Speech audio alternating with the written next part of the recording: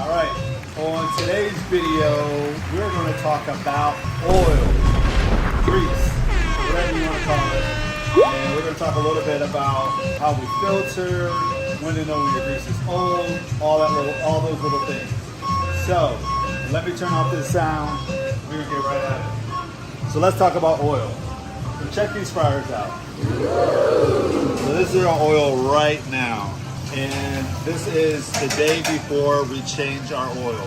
We change our oil once a week on Wednesday. So this is a Tuesday.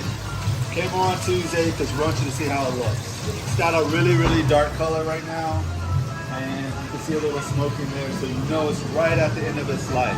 So a quick overview of how we do our oil and all of that, and then we'll dive right in.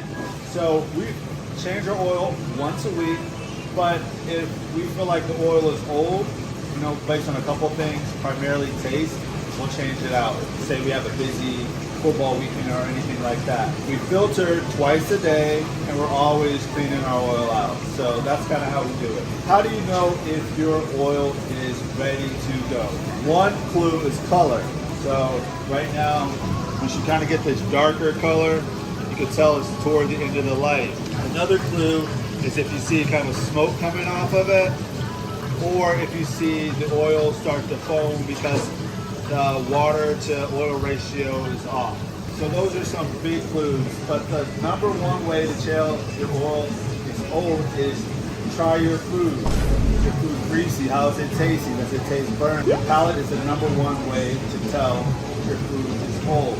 So even though we change once a week, if our palate tells us that we need to change at day 5 or day 4, we'll change it then. A couple of questions. People often ask, well, why don't you change your oil every day? 2 reasons why you don't change your oil every day.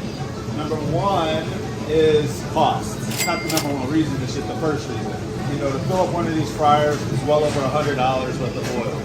We've got 5 fryers. So we're looking probably anywhere between $600, $900 a day if we change all the oil. The other reason is actually quality. So most people think, oh, fresh oil tastes better. It actually doesn't for what we do. This is Southern cooking. I know a lot of you grew up with your mom cooking around the kitchen, and when they cooked around the kitchen, after they fried some chicken, fried some fish, they took that oil, they saved that oil, and they reduced it. And that oil was seasoned oil. That's the same thing we have here. In my personal opinion, the peak of the oil is about day 4 and day 5 after it's been used. It has the oil seasoned and adds an extra depth of flavor to the food. That's the most important reason is the quality. It just tastes better to have seasoned oil versus fresh oil. The other thing about cost, going back to the first reason, is that even though oil can last longer than 7 days, there becomes this balance of how much oil you're having to add after you filter versus how much oil you have remaining. So after every time we filter, we have to do what we call top off the oil. So after we fill the oil, you see like this tank is at this level. After we filter this tank will be about 2 to 3 inches lower, and we'll top off the fryer with extra oil. As the oil gets older and more used, the amount that you have to top off gets more and more, and then the balance between cost and quality just kind of goes up and goes up. So those are kind of the big things. We're also going to talk about filtering. We filter twice a day at least. If it's really busy, we may filter 3 times. What that process does is it takes all the heavy particles out of the oil, and we're able to take that out and have a better quality oil that tastes a lot fresher, and also able to extend the life of the oil. Other things that affect how long your oil lasts is the type of fryer. Gas versus electric. Do you have a large cold zone?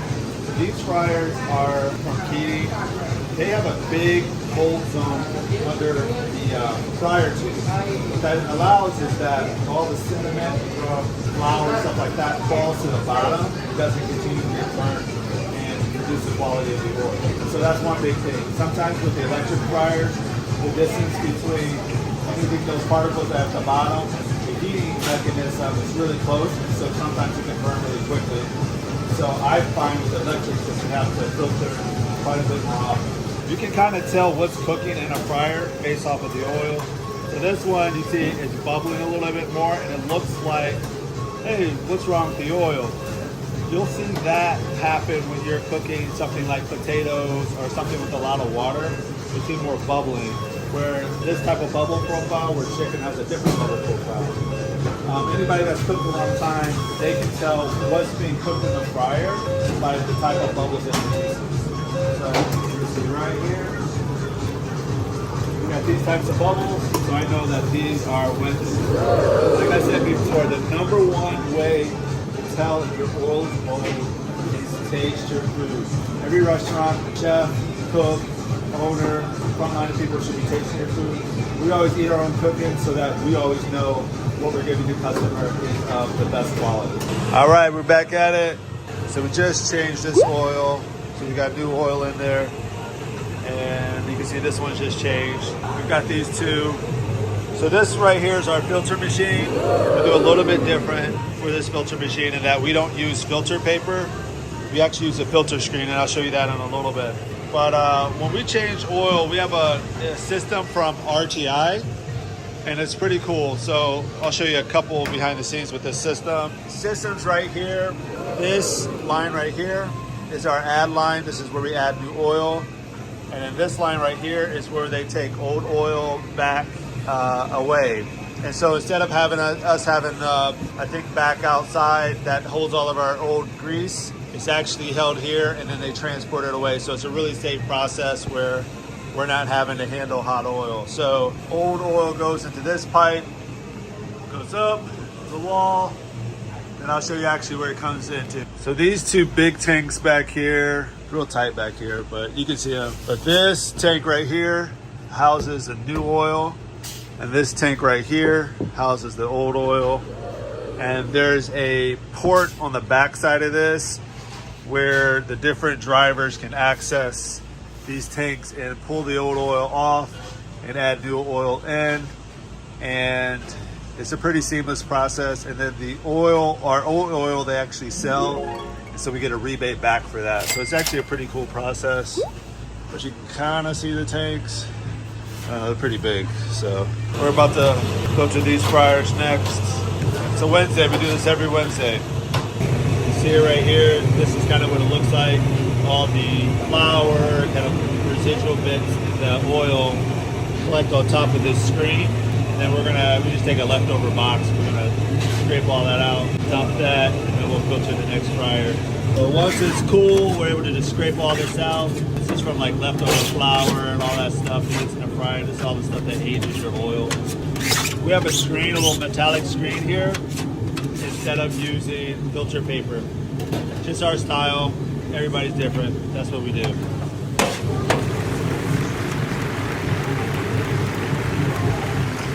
Got this little pipe right here, we're about to drop.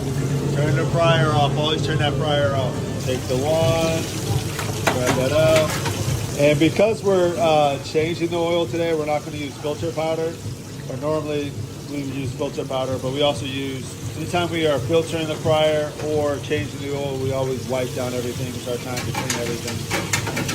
That one right there helps move all the flour and everything through that tube down there. I'm gonna wipe this all out, and then we're gonna get it real clean, and then we're gonna pump this oil out. See, we use tubes. Some people use electric fryers, and they have a grate that comes up.